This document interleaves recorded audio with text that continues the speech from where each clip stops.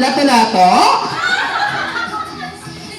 Ang cute ng daliri ni Jollibee, no? Parang alam niyo yung kinakain sa labas, yung tinutusok, yung street foods. Anong tawag yun, ma'am? Ano po yun? Kikiam daw, sabi ni ma'am.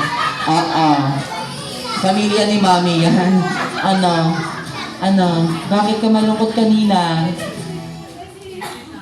Mahina daw po. Walang gaanong bisita si Kaden. Kaya naman, Jollibee, uwi ka na? Isa pa. Okay. Isa pang pampagana. Isang nalabas na balak pa ko na may kasamang Hina!